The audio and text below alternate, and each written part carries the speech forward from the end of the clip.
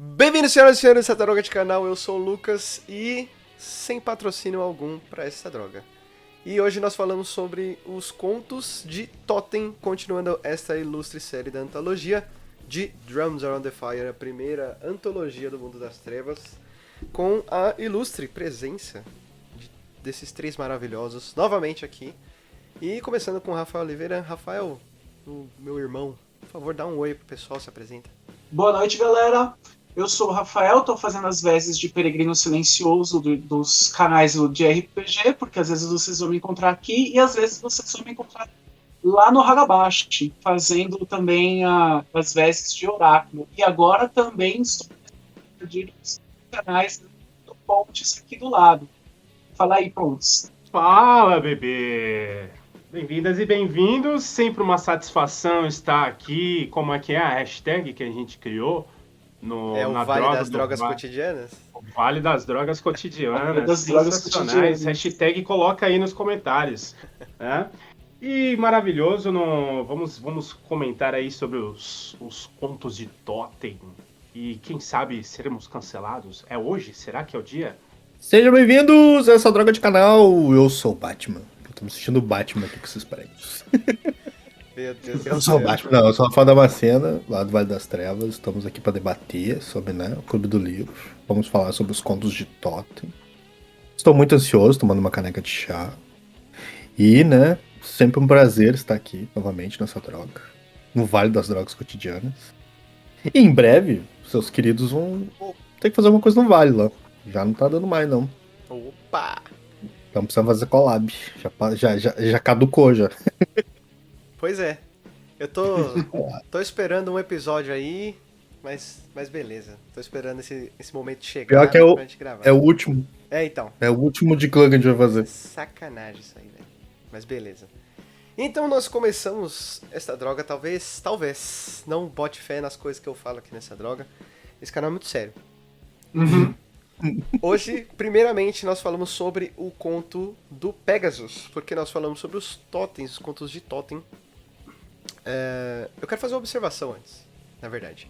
Porque nós temos os 3 contos de totem, eles são extremamente curtos, tem 3 páginas cada um deles. Mas tem alguns elementos que vale a pena serem destacados. Uma coisa que eu gostei bastante é que um deles é o conto de Pegasus, o outro do Coyote e o outro da Quimera.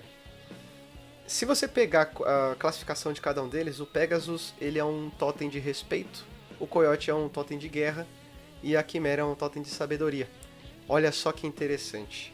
Então nós passamos pelos os 3 contos anteriores, né, dos 3 episódios passados, falando sobre os contos de honra, glória e sabedoria, e agora meio que uma retomada bem breve de todos esses elementos de uma forma mais espiritualizada, né? Achei isso bem legal. E nós abrimos esses contos aqui com o conto do Pegasus, ele foi escrito pelo Phil Brucato. E como não deixar o hábito, ele, cara, mais uma vez, na minha opinião pelo menos, ele fez um puta conto com sua riqueza de informações, mesmo num conto sendo completamente relevante pro assunto, não deixando nenhuma beirada a desejar, sempre muito coerente. E eu acho engraçado que depois de ler tantas coisas, entre aspas aqui, desse cara, eu acho legal que a gente já consegue ver as características dele dentro do texto, né? Mas vamos lá. O conto do Pegasus, ele vai contar uma mitologia que vai envolver as origens, segundo o Pegasus, né? Das Fúrias Negras, falando da morte da Medusa, o surgimento do Pegasus a partir desse sangue. E ele vem com uma proposta para as Fúrias Negras, né? As primeiras Fúrias Negras são chamadas das Filhas da Górgora, né? E ele vai fazer uma proposta dizendo que ele vai finalmente colocar um fim nessa disputa que o sexo masculino faz, que rebaixa, né, o sexo feminino. Então ele faz ele tem uma conotação mitológica que eu não conhecia antes da gravação. O Pontes me disse que essa história que ele é realmente uma coisa verídica, vamos dizer assim, que ela é histórica, ela é mitológica de verdade, não é uma coisa criada pelo Phil Brucato, e eu fiquei muito surpreso, eu não sabia disso. Vocês sabem que eu entendo muito de muita coisa, então mais uma coisa que ficou pra minha lista pra poder estudar, né, na minha cara. Então é isso que eu tenho a dizer. Não tenho muitas coisas a dizer, na verdade, sobre os contos de hoje, mas eu quero saber o que vocês acharam, começando pelo Rafael Oliveira PH. O que você achou desse conto? Eu quero começar com uma pergunta. Você não teve a face da mitologia grega? Não tive, cara, não tive.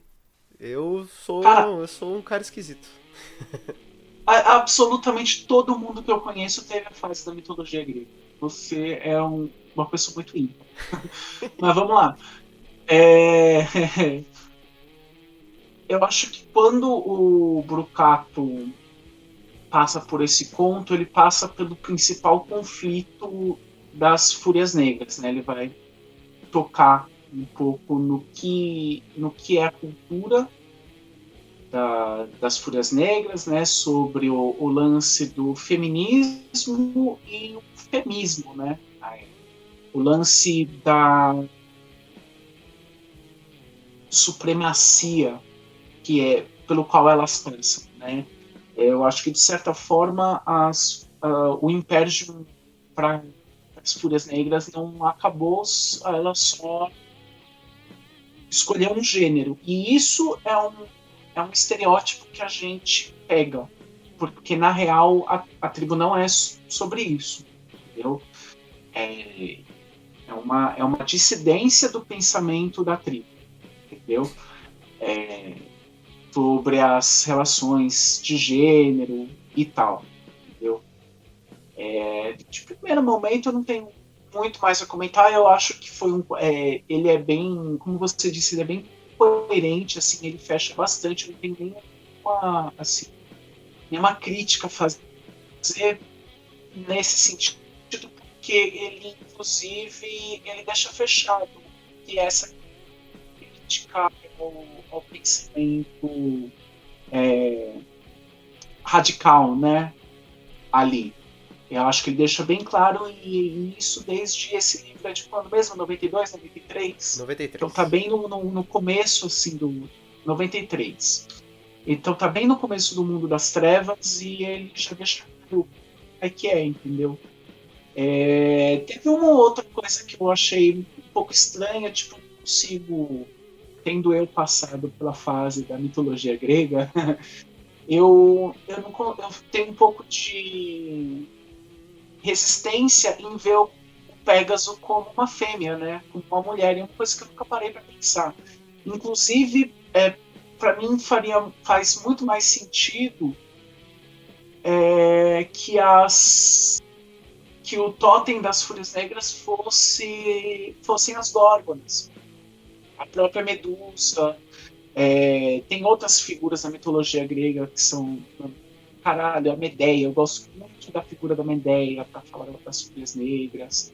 E aí já não é mais mitologia, né? Já no teatro grego. E é isso. Acho que de primeiro momento não tem muito o que falar, não. O texto ele é bem claro, sabe, no que ele quer dizer. Eu não tenho maiores comentários a fazer. Só elogiar esse formato que fosse mais assim, cara, podia ter um livro inteiro só de contos de totem de 2, 3 páginas. Os 13 totens, uma caralhada de outros totens. Essa foi a tacada assim, que eu mais gostei de ler. Porque foram, assim, textos direto no ponto. Na edição passada, eu estava falando sobre aquela coisa da oralidade, né? Do conto, como é que ele é oral, e eu acho que os 3 contos aqui eles têm bastante essa estrutura, sabe? Porque ele não tem muita firula, o conto vai direto ao ponto, e esse principalmente porque ele vai pegar direto da mitologia, né? Então é assim, a oralidade nua e crua, entendeu? Não tem muita firula, não tem muita coisa, sabe? Ele não é literário. Entendeu? Ele é um conto que dá para você pegar ele, ler, entender como é que ele funciona, e um narrador conseguiria memorizar ele o bastante para contar este conto na mesa sem ter que ficar consultando nem. Eu acho que os 3 contos ele tem essa. Pô, mas como assim, Lucas? Você não lia a revista Herói? Você não assistia Cavaleiros do Zodíaco? Assistia, mas revista Herói eu nunca nem ouvi falar, velho. Nossa, Porra, gente, ele é um novinho. Vocês têm que novinho, entender isso. Eu conheci ele batia aqui, ó. Nossa. Deu até um Cara. pigarro, né, de lembrar. Adorei. Super indico vocês a lerem o conto Pegasus. Até antes de a gente entrar, né? Começar a gravação.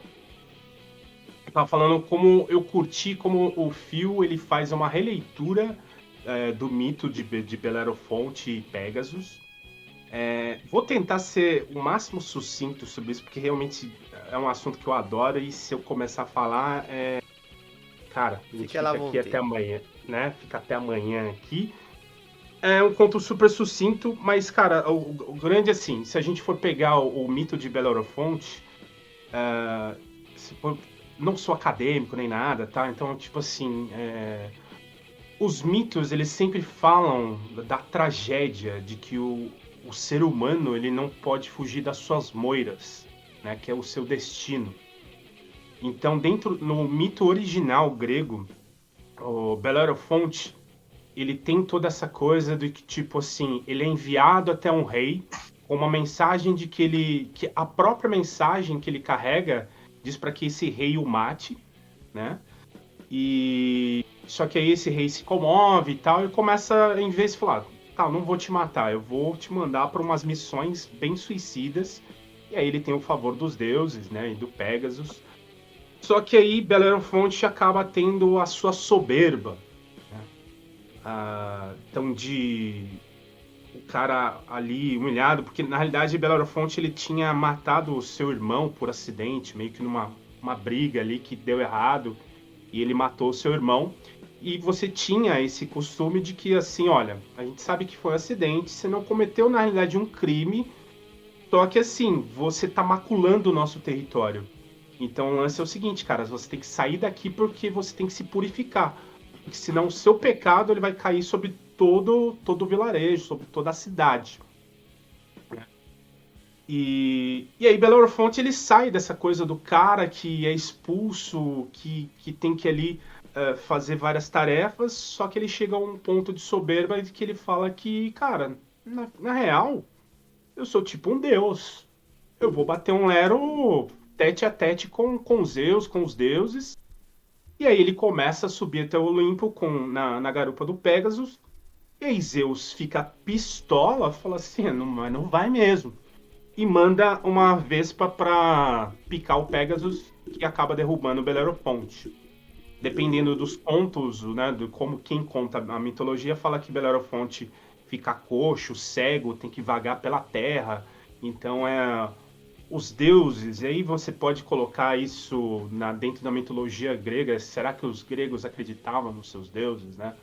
Mas a filosofia traz muito dessa questão, né, do imponderável, né? De quando você realmente se esbarra com o imponderável e a vida meio que falou, cara, você também não é tudo isso que você tá achando, não, né? Então, Belerofonte tem que andar, vagar ali pela terra ali, buscando a ajuda de outras pessoas. E o Filobucato, ele pega esse conto da mitologia grega, que fala justamente da soberba, e aí ele coloca no conceito dos Garou, né? Que as Górgonas seriam ali as primeiras fúrias negras, e do sangue de Górgona, da Medusa, né? Você que assistiu aquele antigo Fúria de Titãs, que era feita ainda com bonequinho e tudo mais, essa porcaria de que Hollywood lançou aí, com o ator do Avatar, mas, enfim, mas também é divertido. Do sangue da Medusa nasce o Pégaso, que nesse conto não é um cavalo, é uma égua, né? Uma fêmea. E ela vai ajudando o Belerofonte e tudo isso, porque as Fúrias Negras estão putaças. Aí você tem a questão do patriarcado. Eles falam, por exemplo, de Perseu, que abusou de Andrômeda, de como as mulheres, né? O próprio, dentro do mito grego também isso está muito encarnado, né? De que o fato de Perseu matar Górgona, né? A Medusa, é uma opressão masculina sobre o feminino e tudo mais. E dentro do conceito dos Garou, o Pegasus chega para as Fúrias e fala, não, pera aí, ó. Eu vou pegar esse cara, eu vou achar um cara aqui que ele vai ser puro de coração e através dele a gente vai conseguir educar as pessoas. A gente vai conseguir educar os homens. Calma aí. E aí ela encontra Belerofonte ele vai dando direitos iguais ali para as mulheres, só que aí chega numa soberba que ele começa assim, mano, quer saber? Quanto mais eu dou, mais essa mulherada quer. Pô, elas querem o quê? Quer que eu trate elas como homem? Quer que eu trato elas como iguais? Pô, aí já não, né? E, cara, acompanhando o Firbucato em todas as obras, né, que eu já consegui ler dele, e o cara que eu acompanho hoje, né, dentro das redes sociais, você vê que é um cara realmente muito politicamente ativo, cara. Vi um Twitter dele hoje, dele comentando lá que aquelas coisas dos prints, né, que é aquela coisa que a gente vê umas coisas boçais da internet, né, que o cara fala assim, minha filha, você tá treinando, homem não gosta de mulher piriri pororó, né? E aí o Phil responde assim, fala assim, toda frase que começa com homem não gosta de, já tá errada, porque tipo, cara, né? E, cara, achei sensacional, enfim. Já tô falando demais, o conto, tô falando mais do que o tempo que eu demorei para ler o conto, né? Em contrapartida, eu queria aí falar, eu vou tentar, como que eu vou tratar desse assunto, enfim, sem comprometer o dono do canal, né? Vai em frente. Cara, Compromete!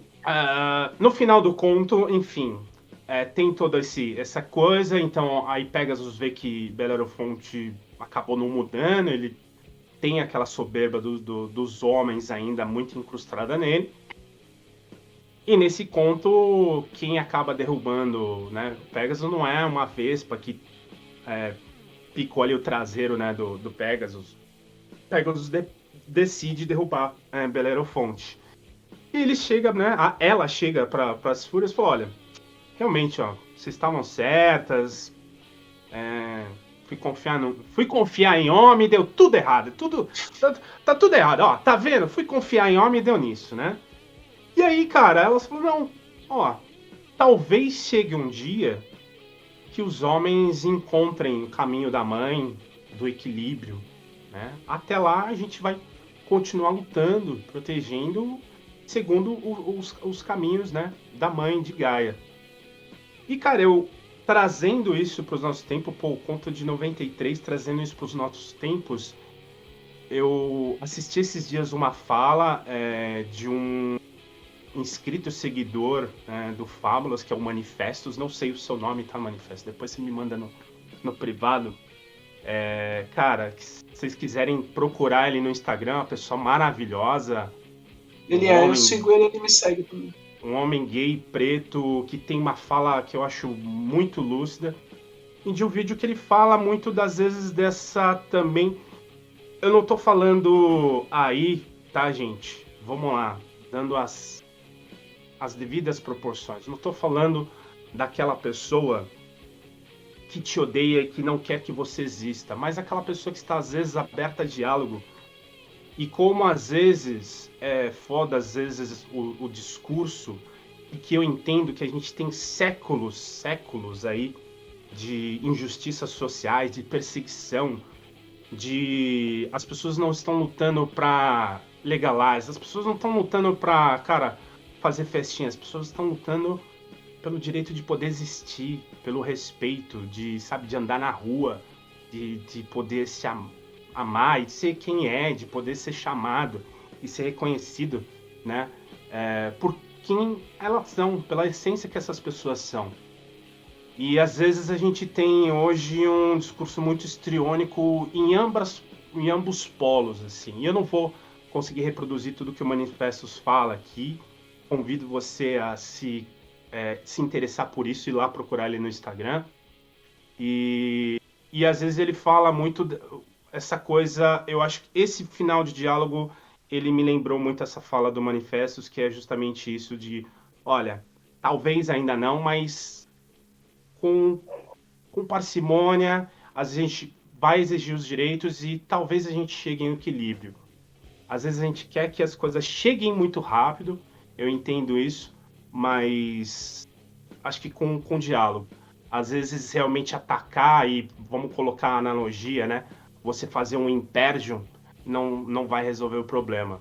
Eu acho que o diálogo e procurar conversar e as pessoas entenderem um lado da outra e se respeitarem, não aceitar, porque aceitar é você ver uma pessoa e eu só não te mato, não te bato porque é contra a lei, né? Mas respeito, aí já não. Eu te respeito. Eu acho que você tem o direito de viver assim como eu, né? Então, ter o diálogo sempre e, às vezes, dentro dos diálogos e de exigência de direitos, tomar cuidado, às vezes, a não afastar quem está disposto ao diálogo, né? Mas, enfim, me estendi demais e passo a palavra ao senhor Damasceno. É isso.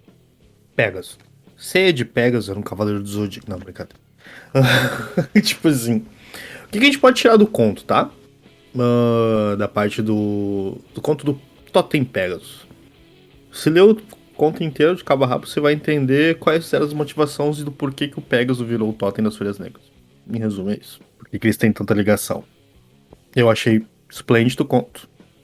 O porquê que a história faz um link com as Folhas Negras e o Totem do Pegasus. E é algo muito legal pra você que é narrador, talvez fazer uma Folha Negra contar esse conto. Bota uma fogueira, contar em algum lugar, para pessoas que talvez não sejam da tribo dela. Fazer uma Folha Negra NPC que tá compartilhando essa história do Totem Pegasus, né? Passando o ponto de vista da luta delas, do porquê que elas são daquele jeito. Porque não sobrou muita coisa pra me falar, não. Os dois já destrincharam tudo, é 3 páginas. Eu só falei o que ficou de fora, foi isso. Eu, na verdade, me reservei pra ficar em silêncio porque eu queria saber como você ia falar, que já preparou, já que ele falou que Mas se quiser, eu falo do Ceia de Pegasus. Eu tenho bastante coisa pra falar. Esse aí deixa pra outra droga especial. Cavaleiro Zodíaco no Mundo das Trevas, só que não, né? Nessa versão é Saori de Pegasus. Você sabe o que é mais engraçado? Essa adaptação existe. Foi feita por fãs. Bom. Cavaleiros Zodíaco pra World of Darkness. Ué, as Street of regras, Fighter né? é oficial. Cainetas do Zodíaco. Meu Deus do céu. Enfim, eu tenho uma última consideração a fazer sobre esse conto, que eu acho muito interessante uma parte em que diz que o Pegasus fala assim, mas eu conheço o cara ideal que vai fazer isso. E aí ele é até meio que desafiado pelo rei ou alguma coisa do tipo. E aí fala assim, como que eu vou derrotar a Quimera se eu não sou guerreiro? Aí falou assim, é exatamente por isso que você vai ganhar da Quimera. E é justamente o que o Pontes falou. Não, a gente tem que mostrar porque a gente tá nessa parada da masculinidade, né? Virilidade, que se tornou um sinônimo de força, né? Força física. Se tornou até mesmo de força emocional imbatível, né? Então todas essas características é o que faz um homem, teoricamente, hoje em dia, né? E hoje em dia o caralho, né? Desde sempre. E só que aí mostra no texto que é justamente por conta desses atributos que essa personagem tem, eu esqueci o nominho dele, que vai fazer dele ideal pra ele libertar finalmente essa perseguição que tem das mulheres, né? Acho muito interessante. Alguma consideração inicial? Ou final, quer dizer? Eu tenho algumas. Você puxou aí pra Quimera.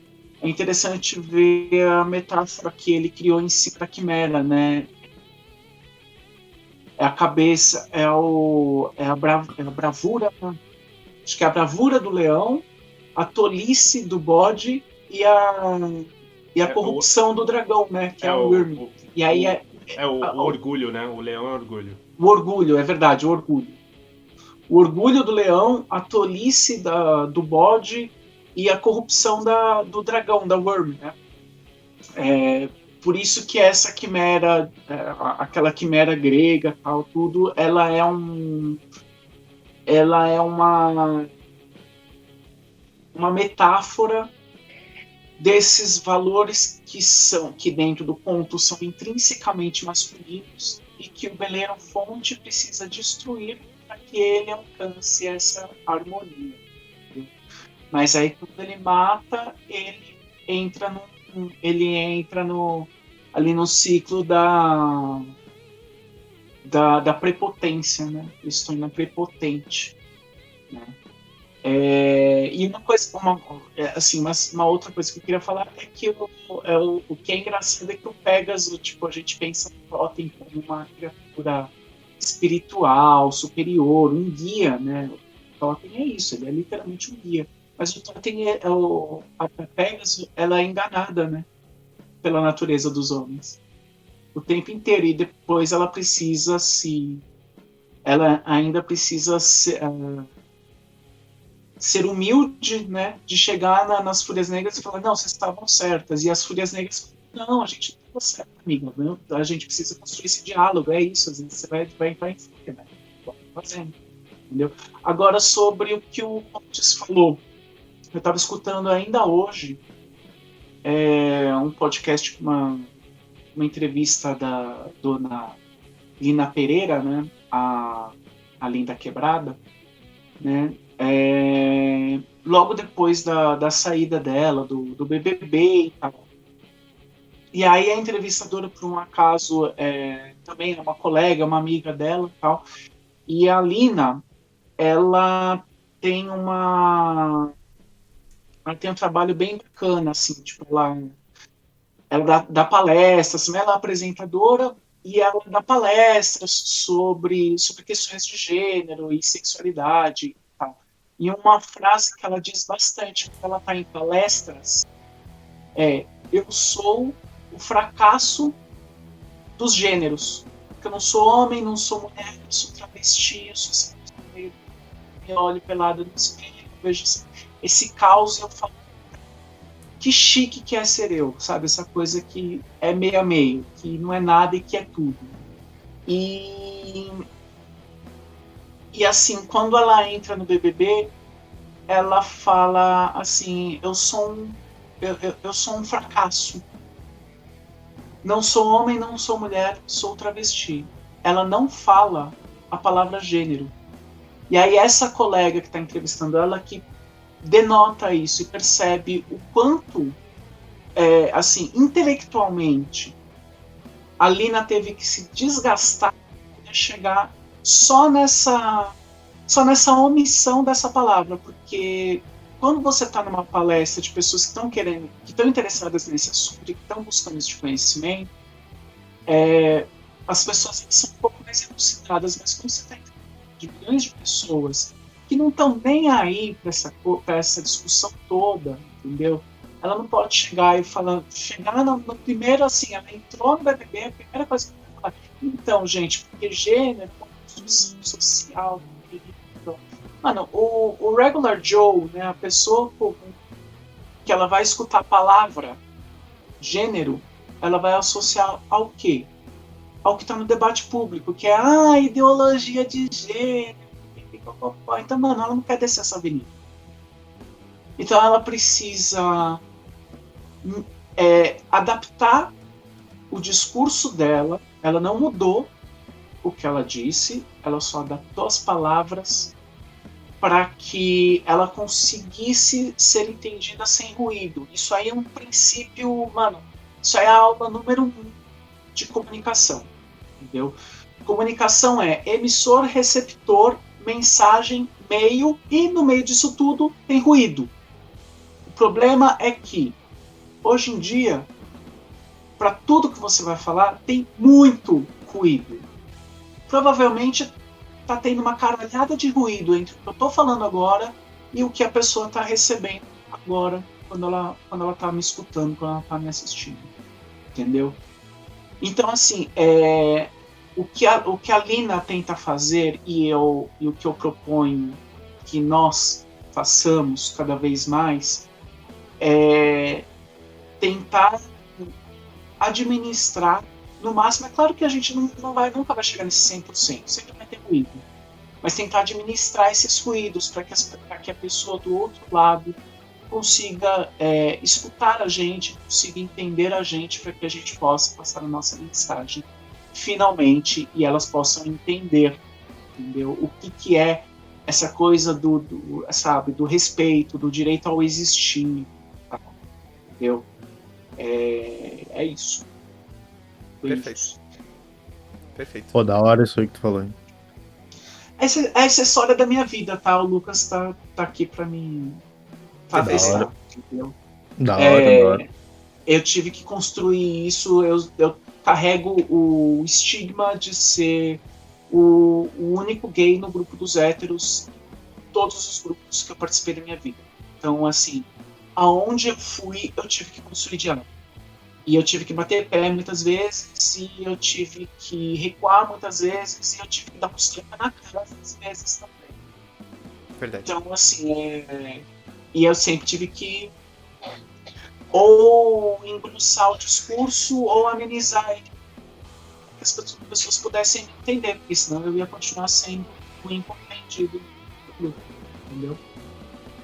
Então é isso, entendeu? Às vezes a gente tem que ir se tratando. Pô, sinto muito por ti, cara. Eu já joguei com pessoas, né? Homossexuais, a gente sempre tratou isso. Se fosse mais um, tá ligado? Se fosse mais um. Se tivesse que mandar se fuder, te mandava, não é porque o cara era gay, é porque eu tava enchendo o saco. Tivesse que fazer alguma coisa de mandar, eu, tipo, lamento que tenha sido assim pra ti. Então, eu acho que em mesas de RPG, do jeito que são hoje as mesas de RPG, isso acaba ficando amenizado, porque as pessoas elas não são amigas de verdade, elas se juntam pra ajudar, mas das vidas delas, elas não trazem isso. Elas não levam a vida para o RPG, entendeu? Então essas pessoas, elas não são um grupo de amigos que estão jogando RPG, elas são um grupo de RPG e que naquele momento social e tá todo mundo se respeitando, tá tudo bem. Mas quando nós somos amigos, eu conheço o Lucas há 20 anos, por aí, já? Uns 18, eu acho. 19, 16, uns 18.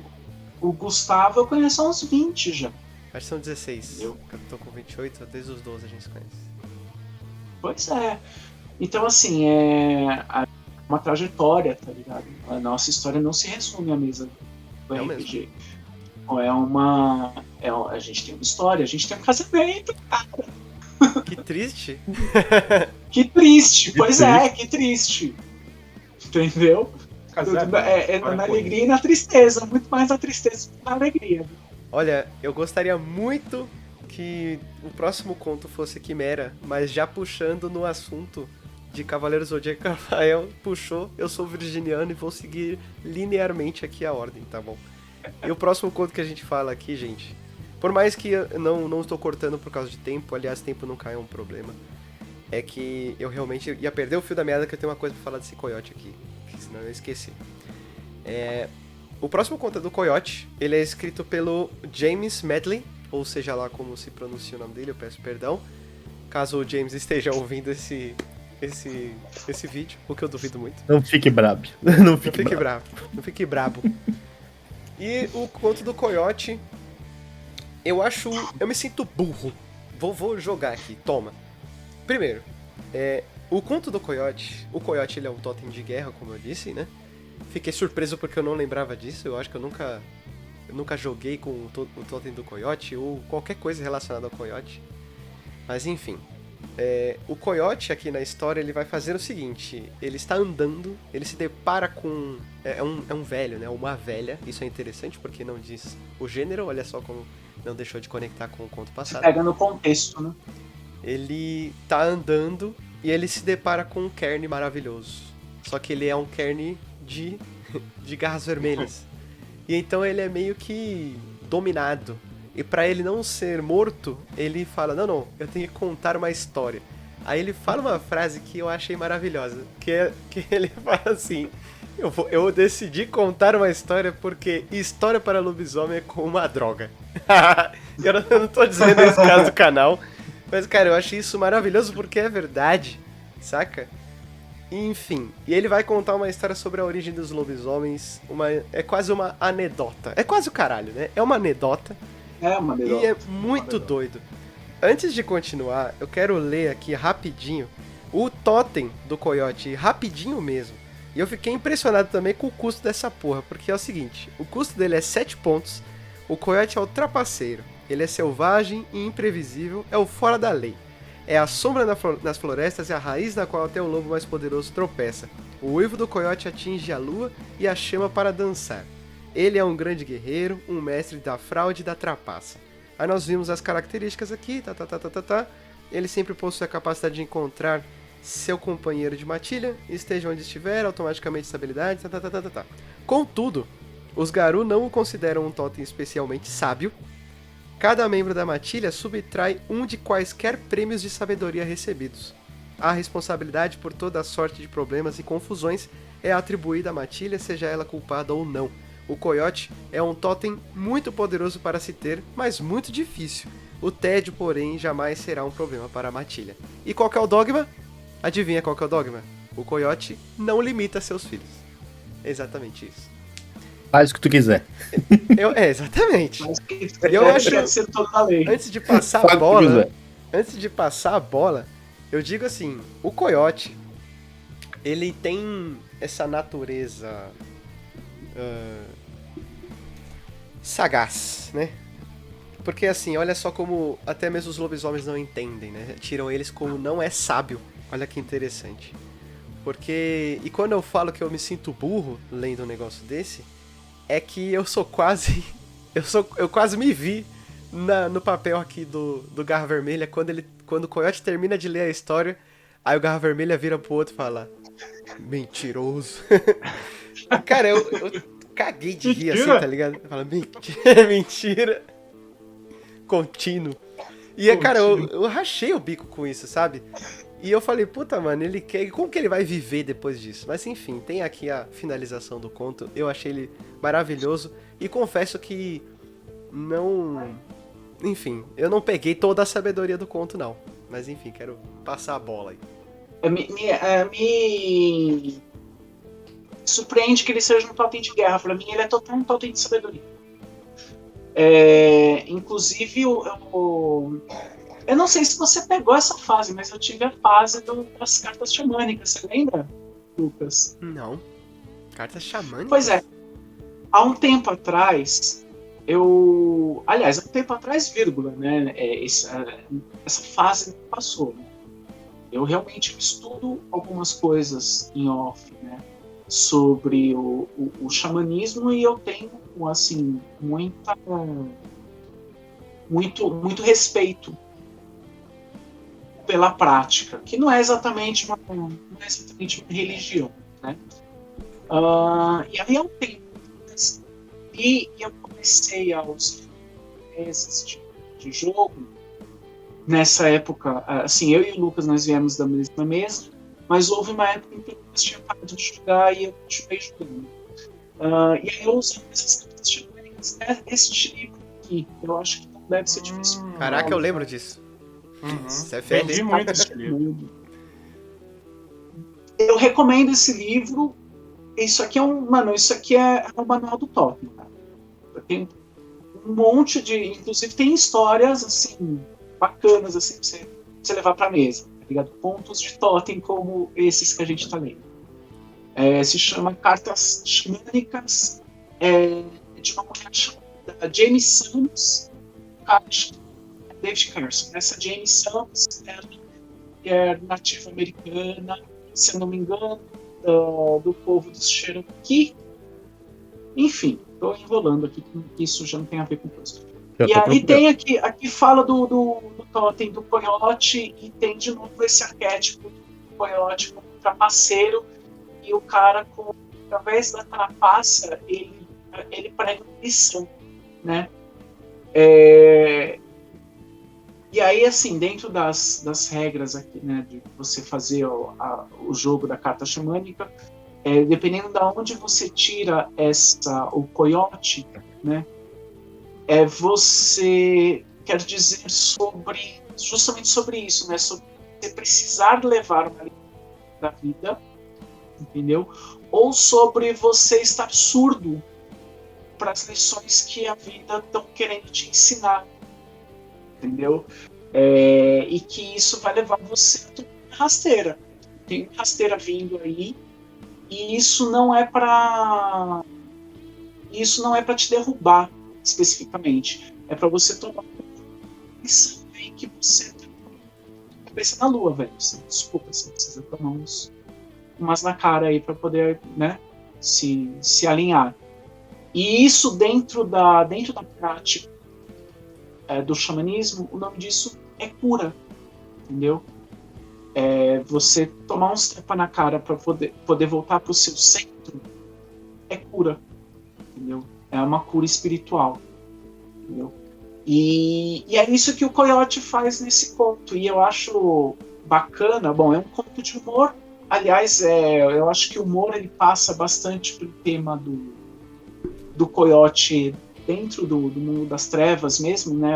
Os Nuwisha também tem muito a ver com esse lance do humor, né? E eu acho que o Coyote ele tem muito a ver com essa sabedoria jocosa, tá ligado? Uma coisa meio sabedoria da rua, tá ligado? Uma sabedoria que vem de baixo, tá ligado? E é exatamente o que ele faz aqui, tá ligado? A história que ele conta pros Garou ali, que não são quaisquer Garou, né? São logo os Garra Vermelha, linha dura, é justamente sobre a criação dos Garou. Então ele começa numa colocação dizendo que antes dos Garou nascerem, e aí os Garra Vermelha já ficam putos, porque como assim os Garou nascerem? Não, os Garou sempre tiveram. E aí ele fala, peraí, eu tô contando uma história, se você sabe mais que eu contar você. Aí os caras ficam, peraí. Então. E aí ele fala sobre a origem dos Garou, que foi quando um coiote viu um grupo de humanos que estavam chegando naquela época em que eles estavam atravessando o Estreito de Bering. E aí resolveu pregar uma peça, né, em que as mulheres estavam ali se banhando e tal. E aí ele imita o choro de uma criança, faz essas mulheres entrarem na mata para ir atrás desse bebê, e ao mesmo tempo ele pega um grupo de lobos e imita o barulho da caça, um negócio assim. E aí faz esse grupo de lobos e de mulheres entrarem em contato uns com os outros, eles cruzam e dessa cruza saem os Garou. Então assim, é ridículo, tá ligado? É ridículo no sentido original da palavra, é risível, tá ligado? É de se rir mesmo, um conto de humor. E é um conto de humor bem contado, né? Ao contrário daquele lá do Cabucho.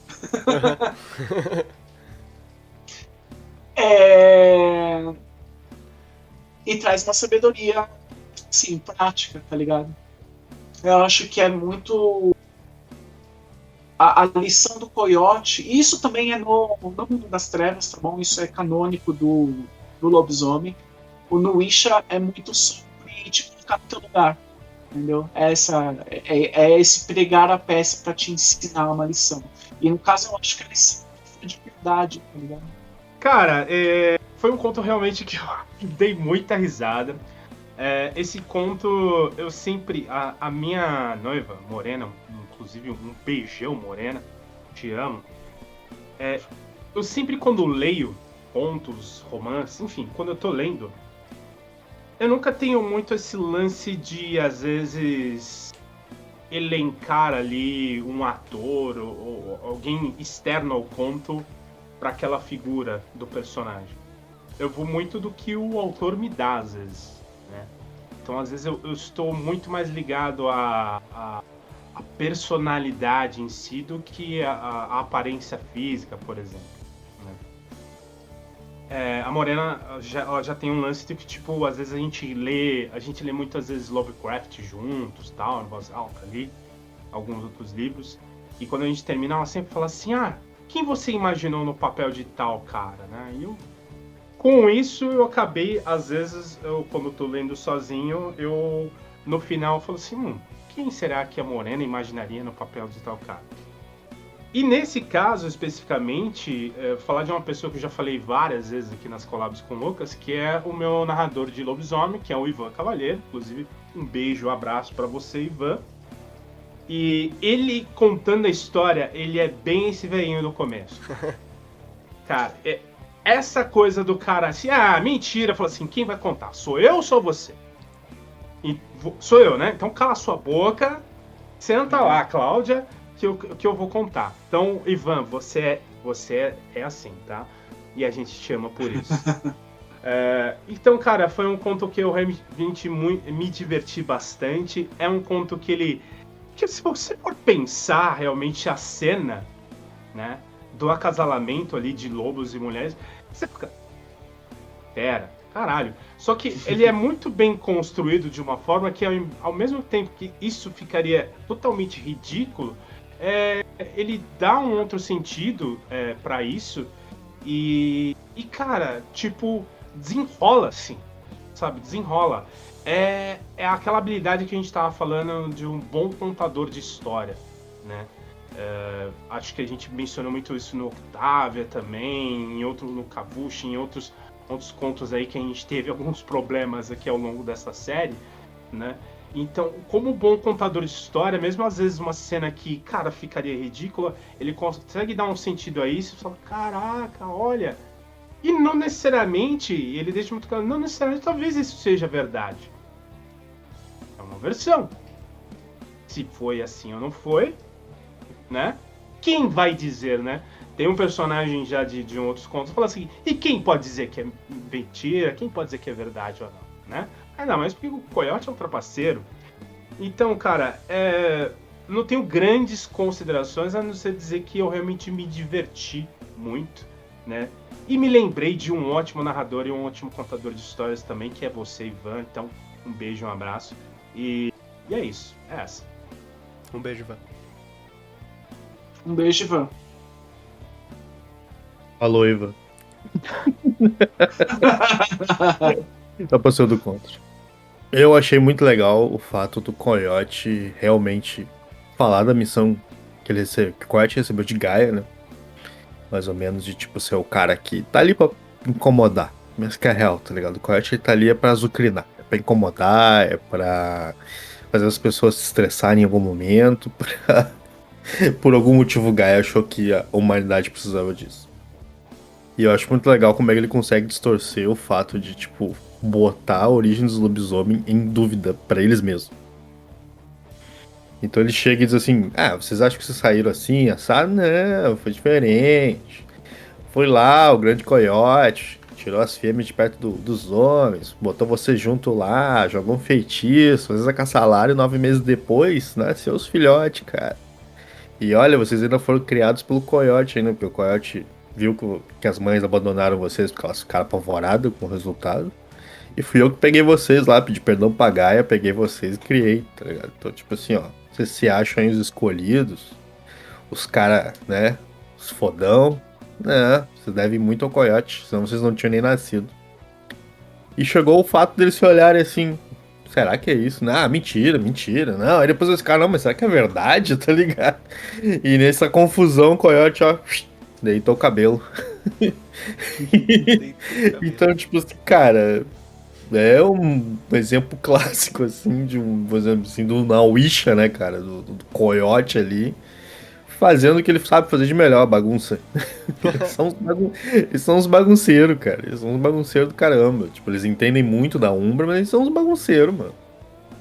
E foi o que ele fez ali. Ele conseguiu parar no meio de um KM de gás vermelhos. Que a chance dele tomar um pau era gigante. Ele conseguiu deixar todo mundo ali atordoado e fugir. Pô, quer coiote melhor que esse? Não tem. Não tem coiote melhor que esse, não tem. Essa é a minha opinião sobre esse conto. Eu adorei, eu me diverti também lendo. Achei que ele é muito bom. Tão bom quanto o do Pegasus, se não tiver um pouquinho acima. Simplesmente pelo fato de mostrar a malandragem do coiote. Que até ele fala isso, né? O pai aqui é safo, tá ligado? O pai aqui é safo, meu. Que eu que ensinei os rabaixos, tá ligado? Eu que sou safo aqui, ó. E ele conseguiu sair, meu. Tipo, não é um feito pra qualquer um, não. Tu entrar no território Garou pertencendo a outra raça, não sendo convidado, e sair na lábia. Que foi o que ele fez, ele saiu na lábia. Ele não deu um tapa em ninguém. Ele ainda tomou umas porradas, ficou na dele, saiu na lábia. Poxa vida. Verdade. Fantástico. Fantástico, fantástico. Fantástico. Aquilo ali que é um Nawisha, fantástico. Vocês têm alguma consideração final em relação a esse conto? Eu não tenho. Não, vou tocar Também. então. Então vou tocar então pro próximo, que é o da Quimera, que é escrito pelo James A. Moore. E, bom, o da Quimera, ele é um conto, eu acho que ele é o mais simples, ele ironicamente também é o menor conto dentre os três de Totem. E o conto da Quimera, ele vai contar um episódio em que em uma seita de portadores da luz, um Garu jovem chega e propõe um enigma para os anciões que estão ali. E os anciões, eles não conseguem lidar com aquele enigma que a Quimera disfarçada, né, propõe ali para eles, né. Bom, se vocês quiserem falar sobre os elementos que tem dentro da narrativa, fica à vontade, nunca limitei vocês. Mas eu só tenho uma consideração em relação a esse conto, que é justamente sobre a proposta de conto, que ele é um conto curto, ele é um conto simples na linguagem, ele é um conto que, na sua proposta, o Edgar Allan Poe ele ficaria orgulhoso. Como eu já disse várias vezes, e um dia eu farei uma droga especial sobre a teoria do conto de Edgar Allan Poe, que ela é seguida até hoje, não por todos que escrevem contos, mas ela é muito relevante para a construção de um conto, em que tudo em uma história curta, né, o short story em inglês, ele tem que convergir ao mesmo ponto. Então, esse conto aqui, ele vai fazer exatamente isso. É tudo muito simples, inclusive a sua sabedoria. Que a batalha Garou, ela é tão complexa que nesse conto mostra que a gente tem que voltar pro início pra gente entender novamente qual é o problema a ser solucionado. A luta acontece há tanto tempo que parece que não se sabe mais porquê ou qual é o objetivo dessa luta, como se fosse ação e reação. Então eu achei muito interessante como uma história simples com uma proposta simples faz todo o cenário de Lobisomem Apocalipse fazer sentido. E eu vou puxar a sardinha mesmo, porque esse conto aqui é de Portador da Luz Interior, e chupa você que não gosta dessa porra dessa tribo, porque essa tribo é do caralho. E eu passo a bola nessa porra aqui. Não tenho nenhuma simpatia em específico pelos. Inclusive, se tivesse naquela velha conversa sobre se tivesse uma tribo que você eliminaria, pra mim seria de longe o Portador da Luz. Mas assim, folgadamente. Assim. Mas Vou eu sair acho da cal, que vou sair da cal, tchau. Tô saindo. Mas eu acho que tem uma certa elegância em você colocar esse bem no final, porque aí no final você volta pro começo, né? Você remete ao começo da luta, né? Assim, para quem não leu, já vou dar a moral da história, que assim, é um puzzle, aparece um jovem Garou ali e ele oferece um puzzle para uma seita de portadores da luz interior. E você sabe que, né, o quebra-cabeça ele é droga do portador da luz, né? Não consegue ficar sem. E aí eles ficam ali matutando, quebrando cabeça, um negócio que tem cordão, que não tem começo, que não tem fim, e aí tem uma teia de aranha, galho, e aí eles não conseguem fazer cosplay. Moral da história. É tudo uma grande metáfora para tríade. Entendeu? E o enigma, na real, é como resolver isso. É como como restabelecer a tríade para a harmonia para o Apocalipse. Porque o Apocalipse, ele é isso. entendeu? Tem a profecia da Sexta Era, do Capitão e os Garou, e a Wyrm, e a Pentex, e você tipo, mano, tudo isso é ruído. O que é o Apocalipse é isso, essa desarmonia entre a tríade. É só isso que tem que resolver, entendeu? E aí, quando a gente vê, por exemplo, teve alguns contos passados, teve um personagem do Portador da Luz anterior, que ele não falou merda com merda nenhuma. Foi no conto do Noir. É um portador da luz interior through and through. Não fala merda com merda. Tá ali pra falar, olhando pro céu e falando uma coisa, não tá falando porra nenhuma. É isso. O portador da luz interior faz isso quando aparece. E aí a gente começa a entender o que ele tava falando de verdade. O cara não gosta. Tá Desculpa aí, mas não deu pra aguentar. O cara não gosta, mas tipo... Não, eu realmente não gosto de portador da luz interior. Sabe por quê? Porque além de tudo, tem um, sei lá, tem um revestimento aí de sabedoria oriental no portador da luz interior, e que é uma falácia, não existe oriental no portador da luz interior. Se você pegar para ler o livro do, como é que é o nome do coisa do mago? Não do Rengeyokai, do mago. Qual deles? Do Zakasha. Irmandade Se você pegar o livro do Zakasha, aquele cara, eu não lembro agora o nome dele, mas o cara é do caralho, ele é um artista marcial, ele estuda filosofia oriental, ele traz, mano, a hora que o Lucas entrar no mago ou revisado, ele vai ler um cacife desse cara, esse cacife de filosofia oriental. Ele usou isso pra cacete da Irmandade de Akasha. E isso não tá nos portadores da luz interior. Mas enfim, eu vou parar de falar dos da luz interior, porque daqui a pouco vai vir o Pedro Nogueira lá do Jaçangara vai dar um cacete. Já tava abrindo a ponte da lua aqui, filho. Então. E aí é isso, tá ligado? Você começa a entender que os portadores da luz interior, eles estão ligados em outra batalha, que é o que a personagem lá do Apocalipse Noir falou. É uma batalha no macro. E é nisso que eles estão ligados.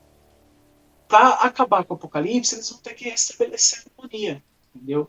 Porque pode ser que a guerra esteja acabada para agora, entendeu? Mas depois da Sexta Era vem a Sétima, e a Oitava, e a Nona, e tal. Então, assim, uma hora essa harmonia ela vai ter que ser restabelecida, e isso vai trazer um novo status quo. Os portadores devem estar ligados, mais ou menos, nesse novo status quo, entendeu? Mais harmônico da tríade. E isso, para eles, é mais importante do que ficar brigando com madeireira, entendeu? É mais importante do que você ficar brigando com o Pentex, ou ficar brigando por território com outra tribo, enfim, ficar tentando dominar a besta interior, que também é um método para eles, né? Tanto que tem o Kailindo e tal. Então, assim, tudo se resume em restabelecer a harmonia da Wild com a Weaver e com a Wyrm, entendeu? E o resto é ruído. O resto é Garou tentando não ser um bosta por todas as eras. Bom, o Rafa acho que já sintetizou tudo isso aí. Fiquei com dó aqui do nosso portador da luz interior aqui no canal, porque eu estaria chorando, né, depois de tantas críticas assim, né? Eu sou mais ligado aos peregrinos silenciosos, mas enfim, não precisa. O homem sábio, tá vendo? Tá? Mas eu abraço os portadores também, não tenho toda essa rejeição. Cara, gostei do conto. É um conto que, quando eu vi, comecei a ler, ele terminou, né? Como você falou, é um conto muito curto mesmo. Eu até tava esperando, talvez, que fosse ter algum grande plot twist ali. Mas não, ele começa de uma forma singela e termina assim, né?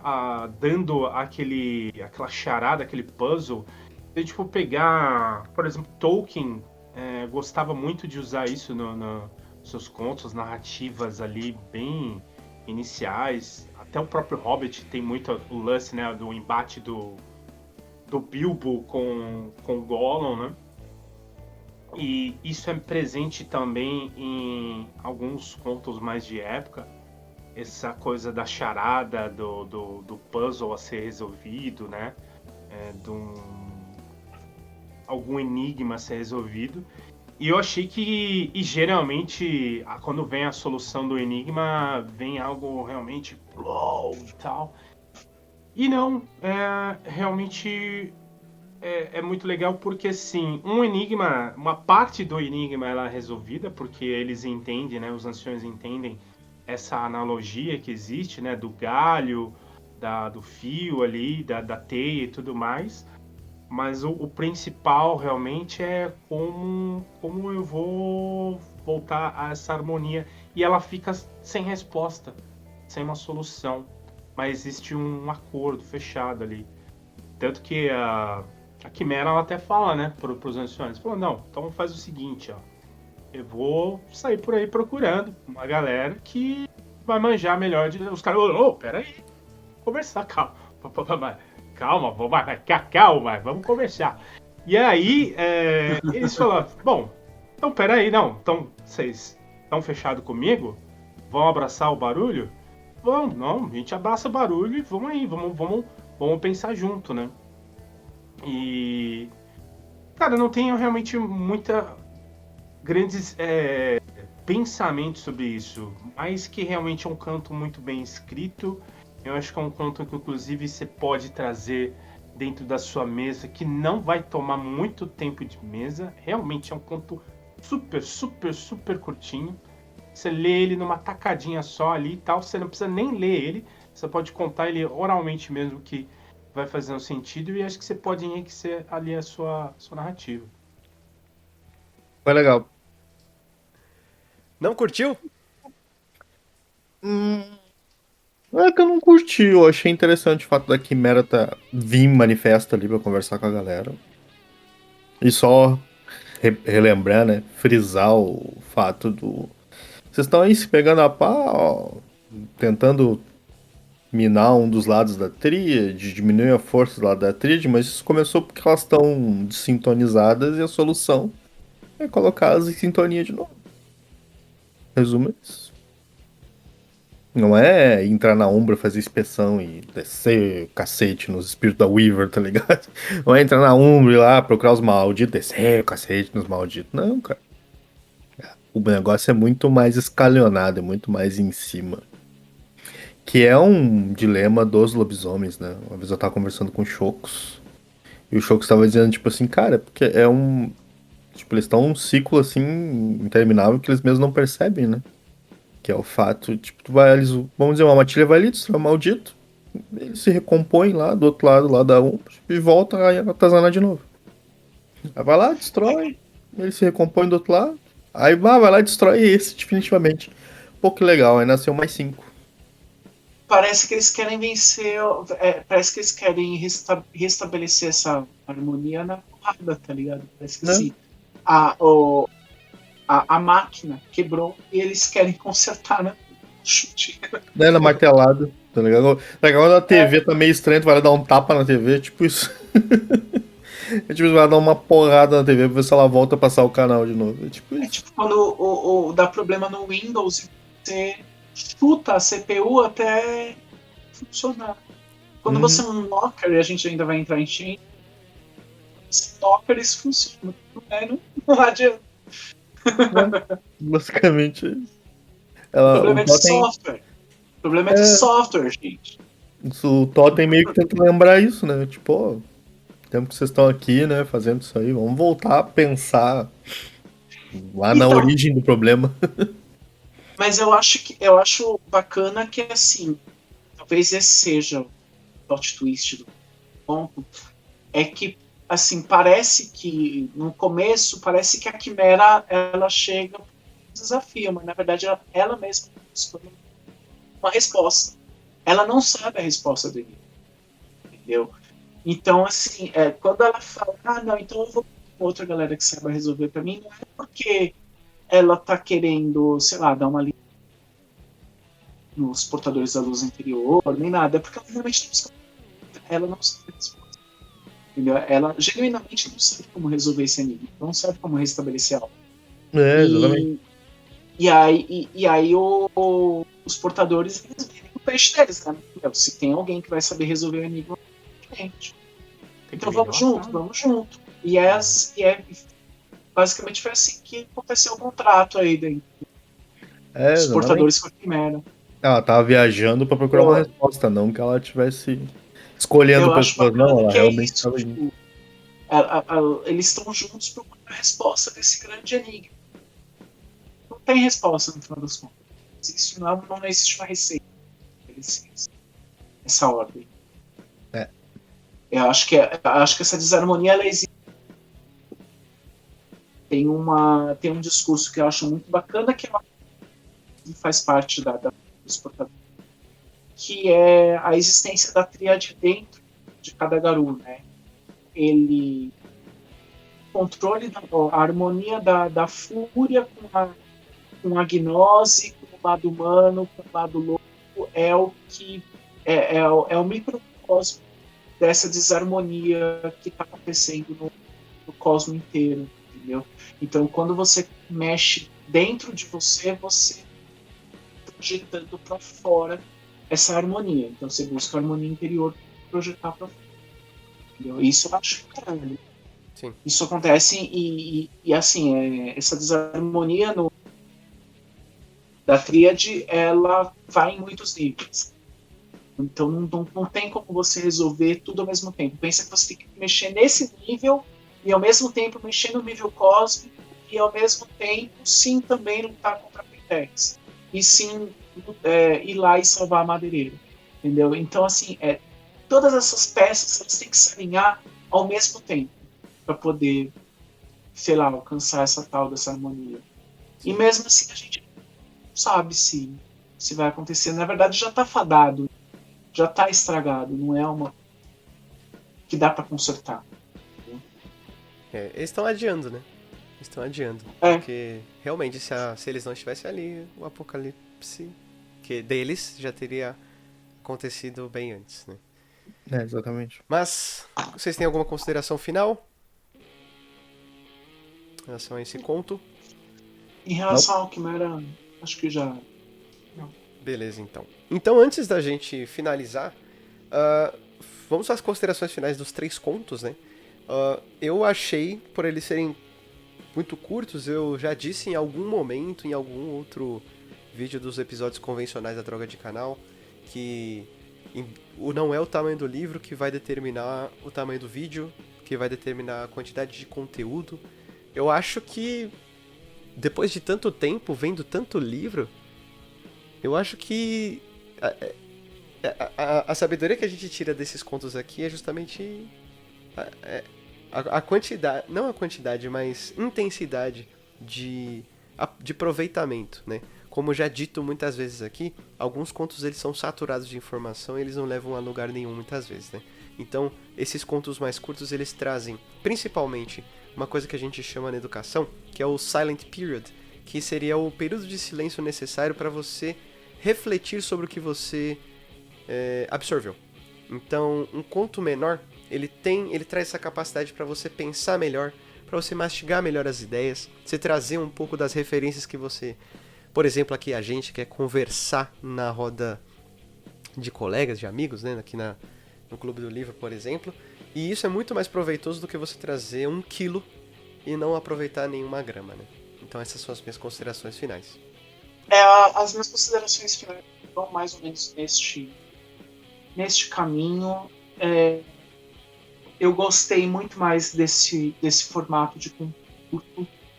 Eu acho que ele traz eu acho que ele trouxe mais esse período de silêncio, sabe? Eu acho que tem muito mais proveito nesses contos do que em alguns dos contos que a gente leu anteriormente.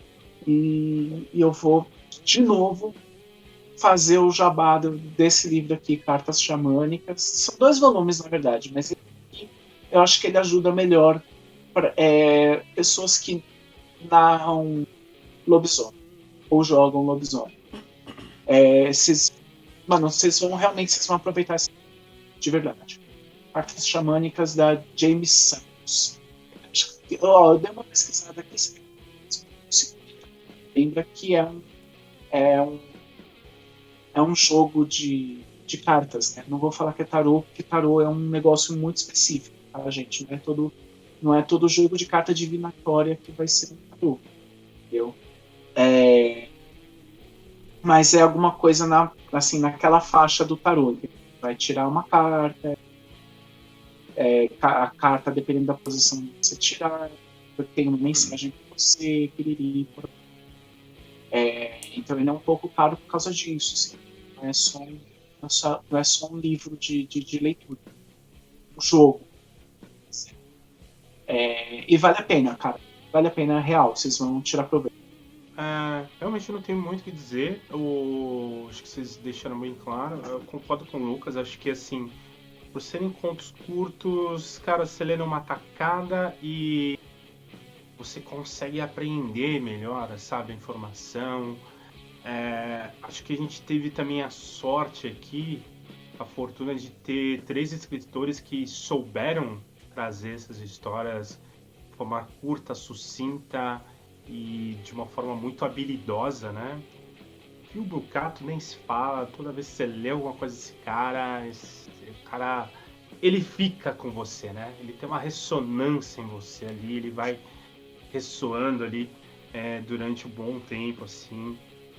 Pra quem não ligou o nome à pessoa, o Phil Brucato é o Pat Belly, dos que a gente já leu até aqui, entendeu? Pat Belly, que tá ali, né? Tá o melhor, né? Bom, tá no nosso top até agora. Não vamos entrar nessa discussão aqui, né? Essa discussão infame. Mas, cara, Phil Brucato realmente é o cara que te deixa ressonância, o cara que, mano, eu queria ser brother desse cara. Na moral. Se eu fosse nos States, cara, eu queria ser vizinho do Phil Brucato. Eu queria mais do que ser amigo. Eu queria que ele fosse famoso. Famoso nível George Martin. Eu queria que ele fosse famoso. Eu queria que ele produzisse na televisão. Eu queria que ele produzisse quadrinhos. Eu queria que ele trabalhasse na Marvel. Eu queria que ele produzisse. Vai se render pro monopólio, sim. Vai tomar no cu. Sim, então, entendeu? Não. Acho que ele tem que. Eu acho que um cara que faz trabalho bom, ele tem que aparecer. Pagando, a gente apaga o vídeo, a gente muda de opinião. Não, a gente fala até bem de editora, sabe? Enfim, corta essa parte. Enfim. Cortar não. Não, pagando a gente fala até bem né? Pagando, cara, opa, amo o portador. Então, cara, mas voltando, né? Phil Brucato realmente é um cara maravilhoso, concordo com vocês. Inclusive, fica aí, isso que é uma dica, né? Vai seguir o cara lá nas redes sociais, porque isso, de uma certa forma, você tá apoiando o trabalho do cara, você torna o cara mais relevante. Gente, infelizmente, eu já vou fazer aqui, dentro das minhas considerações finais, Lucas, vou fazer aqui meu jabazinho. Aquilo que eu tô falando em onde eu passo e participo, cara. Você já deu like nesse vídeo aqui, inclusive, você que está até aqui com a gente, né? Você já compartilhou esse vídeo? Você tá assistindo, é inscrito nesse canal, nessa droga, tá? Então, sabe que isso ajuda, isso torna isso relevante. A gente não tá fazendo isso porque a gente gosta de fazer dancinha no TikTok e ser relevante. Não, a gente realmente quer trazer conteúdo, a gente é apaixonado por isso. E, cara, a gente tá nessa batalha aí da Wyrmer, ou da Weaver, você pode chamar, talvez seja mais a Weaver, né? Que é tal do algoritmo. Então, se inscreva nos canais dos criadores e criadoras, de todas as pessoas que produzem conteúdo que você gosta. Se inscreva. Não gostei tanto do canal ao ponto de me inscrever, mas gostei desse vídeo. Dá o seu like, poxa vida, né? Não vai cair o dedinho, não, tá? E vão lá, se inscrevam lá, o Phil Brucato, eu vi que ele tá lançando um romance agora recentemente, de forma bem independente, né? E, realmente assim, tudo que eu tenho lido desse cara, eu tenho ficado, mano, de cara, assim, de cara.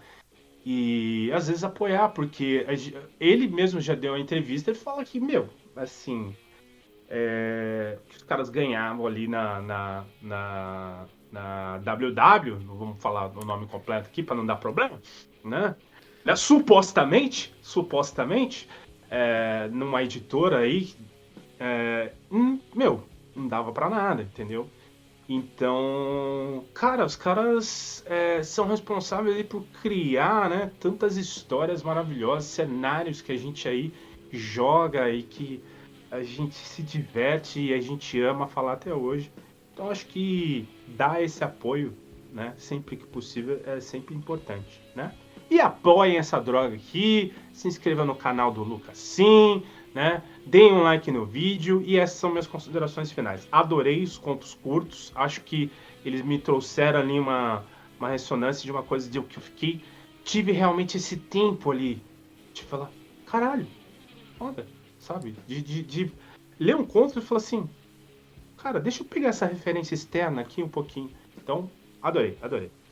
Pelo que eu lembro, eu acho que todos os outros vídeos que a gente fez sempre tinha um conto que não agradava. Tipo, eu gostei desses dois, não gostei do último. Gostei do primeiro e do último, não gostei do meio. Não gostei só do último. E aqui eu acho que não sei se posso falar de forma geral. Acho que os três contos são bons. Dá pra recomendar os três, assim. Leia os três porque são curtos. Dá pra te. O que tu levaria pra ler um conto, normalmente esse livro tu vai ler esses três. Da metade, mais ou menos, de um conto.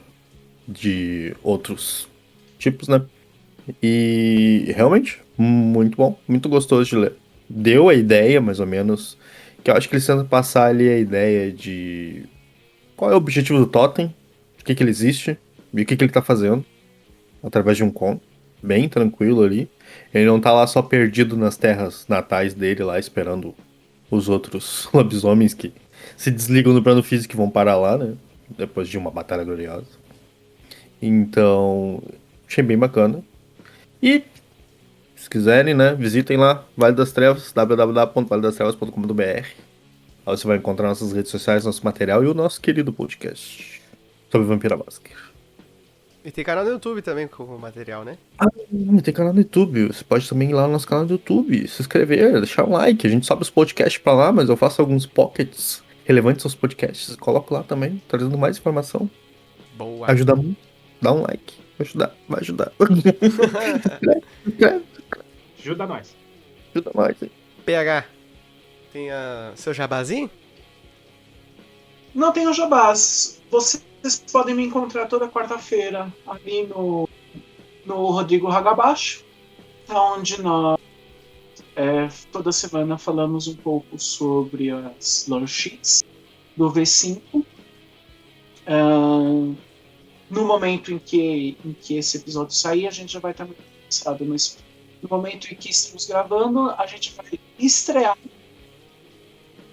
Fall of London. Entendeu? Saímos finalmente depois de quase 30 lore sheets e agora estamos que é um material que eu particularmente me interessa mais, porque eu gosto muito do cenário britânico de Vampira Máscara. E fora isso, às vezes, uma vez por semana, você vai me encontrar escrevendo ali no blog do Fabulosos Cotidianos, como antes. E fora isso, eu tenho apelo para fazer para outros criadores. Me chamem para falar de outras coisas.